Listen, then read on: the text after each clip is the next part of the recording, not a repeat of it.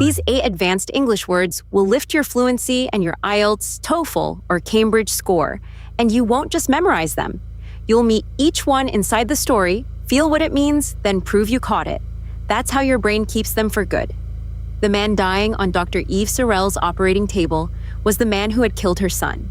She was the only surgeon who could save him. And for one long moment, with the scalpel in her hand, she did not know what she would do. Eve had taken an oath once, like every doctor, to do no harm, to save every life she could, without judgment, without exception. For 20 years she had kept that oath without ever once being truly tested. Then, 8 years ago, a drunk driver ran a red light and took her 7-year-old son from the world in a single careless second. The driver's name was Marcus Reed. He went to prison. Eve went home to a silent house, and she never forgave him, not for one single day. The grief hardened, over the years, into something colder, a heavy grudge she carried everywhere she went. She loathed Marcus Reed with a hatred so complete that it frightened her. She loathed him even in her sleep.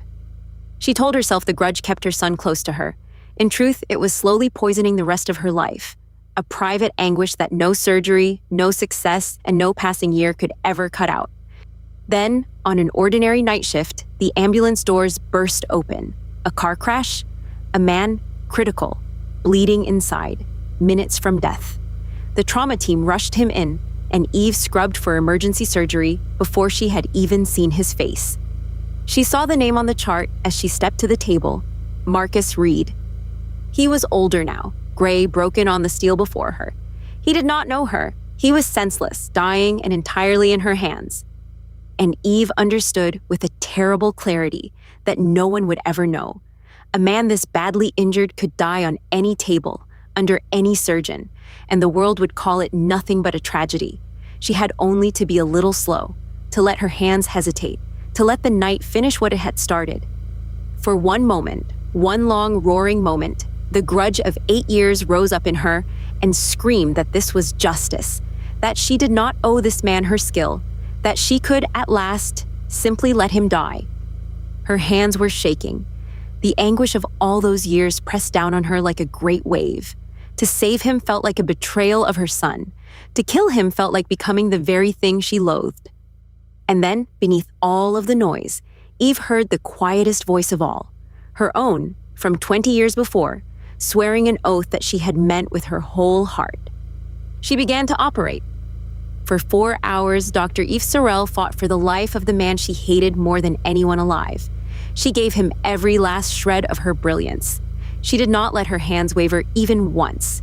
She chose, in full knowledge of exactly who he was, to spare him. Marcus Reed lived. He would never know that the surgeon who had pulled him back from death kept a photograph of a smiling 7-year-old boy on the desk in her home.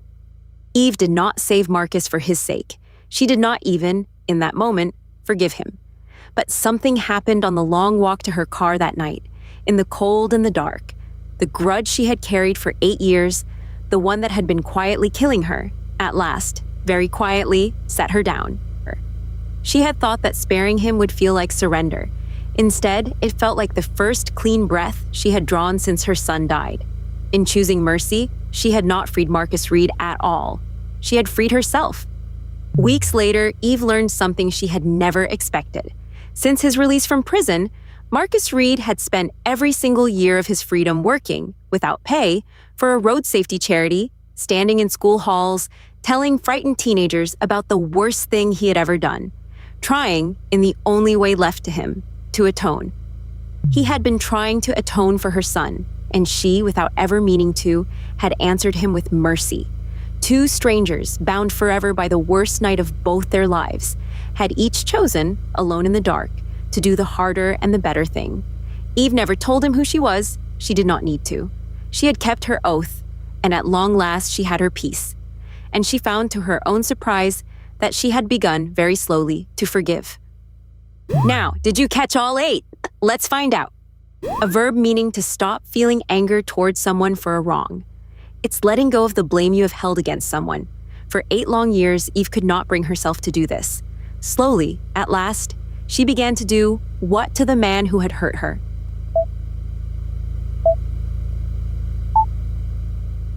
The word is fərɪv. It took her many long years to forgive her father completely.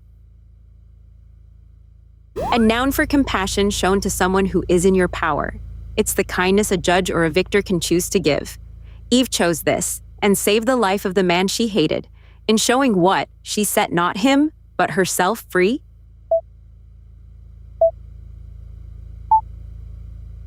The word is ʻmɛ̀rsi. The king showed mercy and spared the captured soldiers. A noun for a solemn, formal promise. It's the serious vow you swear in a court or a ceremony. Every doctor takes one, to do no harm and to save lives. Eve had sworn in what she had meant with her whole heart.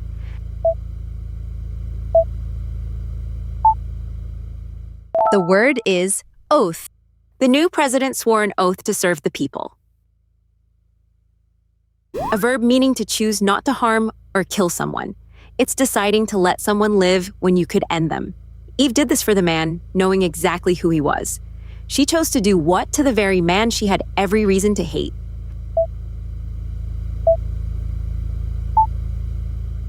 The word is spɛr. The hunter lowered his gun and chose to spare the deer. A noun for a long-held feeling of resentment. It's the cold anger that you refuse, for years, to let go of. Eve carried one against Marcus Reed for 8 long years. The what she nursed was slowly poisoning her own life.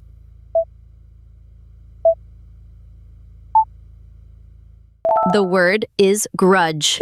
He held a bitter grudge against his old business partner. A noun for severe mental suffering. It's deep, tormenting distress of the heart and the mind. Eve lived in this private kind of pain for years and years. No surgery could ever cut out the what of her terrible loss.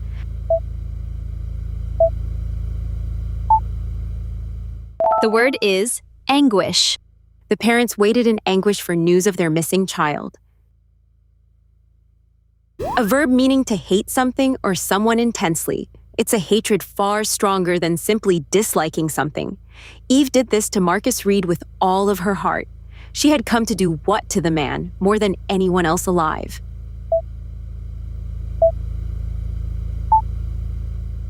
The word is loathe. She loathed the cold cruelty she saw in his eyes. A verb meaning to make amends for a wrong you have done. It's working hard to put right a terrible thing in your past. Marcus had spent years trying to do this for the harm he caused. He gave talks to teenagers, struggling to do what for his crime?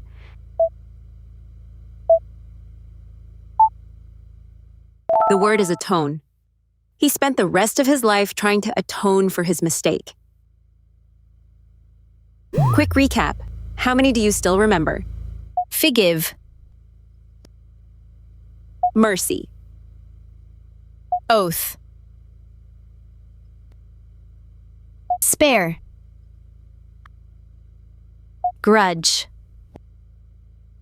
Anguish. Loathe. Atone. A new English story every day. Subscribe and learn advanced words the way your brain actually keeps them. Inside a story you won't forget.